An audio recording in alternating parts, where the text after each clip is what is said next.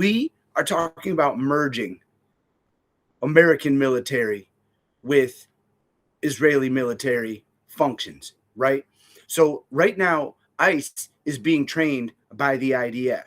ICE is utilizing the same surveillance contracts and partnerships as the IDF, which is Palantir. There's other ones, but we are being invaded. You dig what I'm saying? I'm again referring to ICE as the little green men, but I'm specifically going back to Israel. By merging our militaries, and I'm saying this the same way that they juxtapose the Holocaust, and they juxtapose stuff, the civil rights of the 60s. I'm going to present this. By merging our military to theirs would be like the equivalents in the 30s of the American military siding with the Nazi Germans. Do you understand what I'm saying? There is no like gray area. They are killing people with the intention. And like me right now, I have no lineage to anything Jew. I'm Roman Catholic. We were European immigrants from all different places that were escaping the bullshit that was happening in Europe.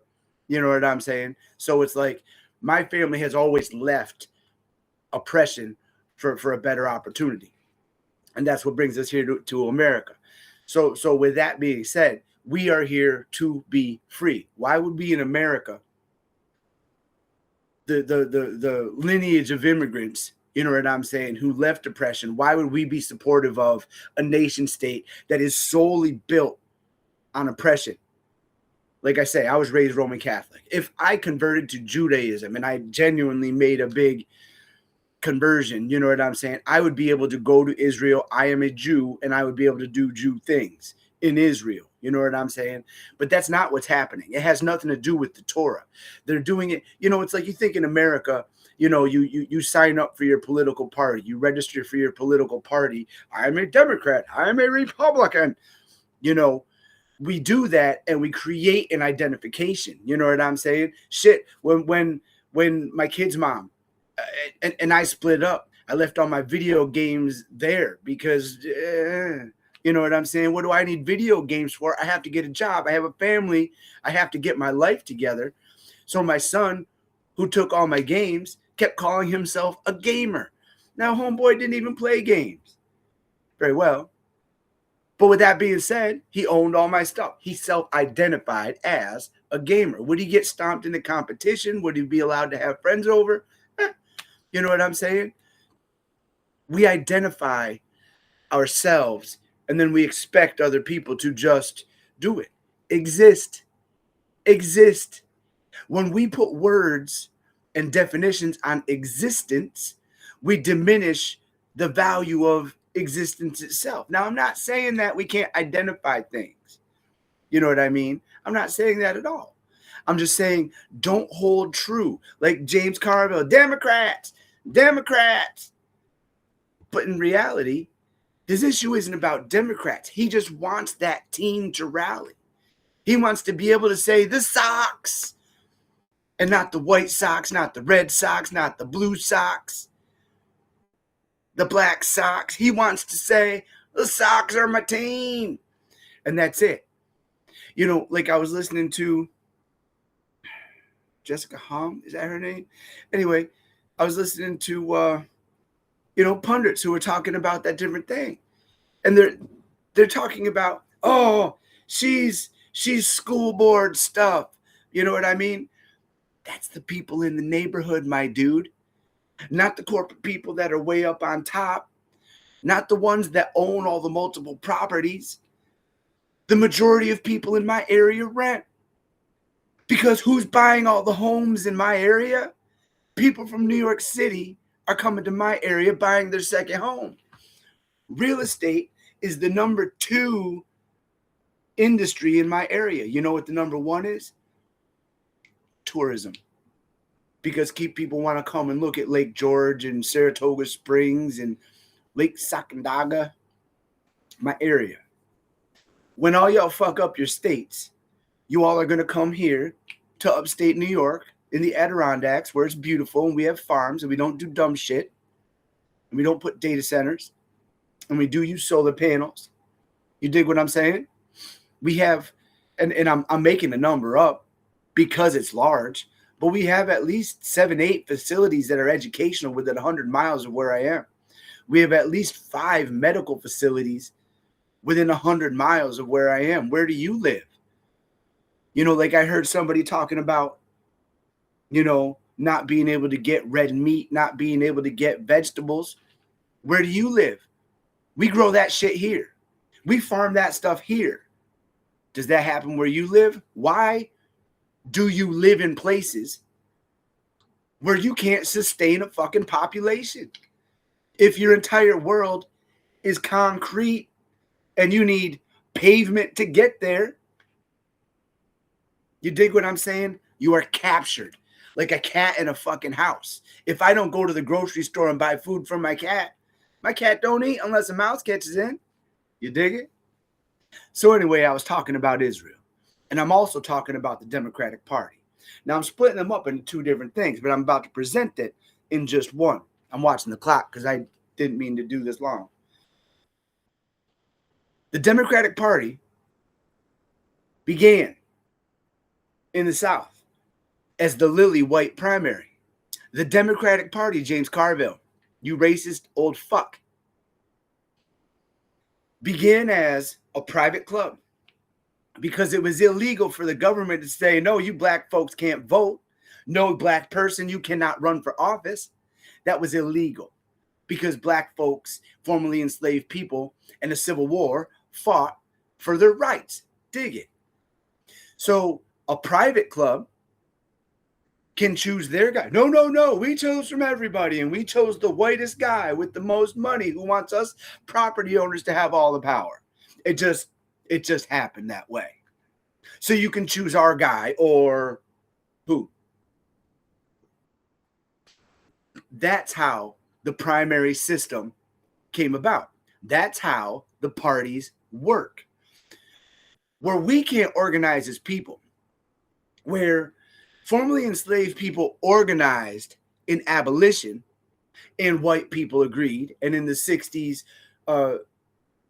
Jewish immigrants, they agreed, they helped. Mind you, there was a dichotomy of the Zionist state that Israel was dropping in.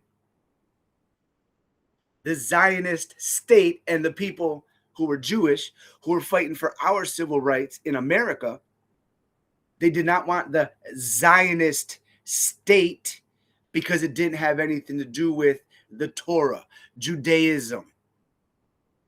It created a Zionist state where they pulled all the Jews together so they could have their own place for just the Jews, but it wasn't for the faith. It wasn't for the internal. It was for the Zionist state that needed bodies.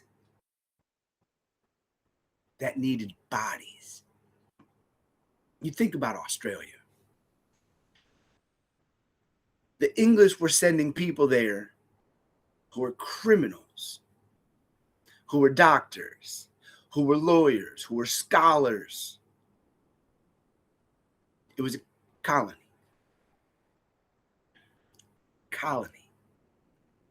Same thing with Israel. It's a colony.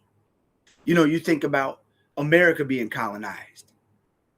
They made a bunch of superfluous promises off this guy who never actually lived here, going back and saying things. You know? Christopher Columbus was never actually here. Dig it?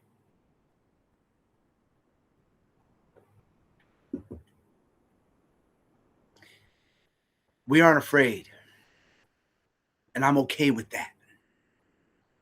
Anybody supporting Israel is either uneducated or really likes to make brown people dead. Because my feed, and no, it's not algorithm, it's curation.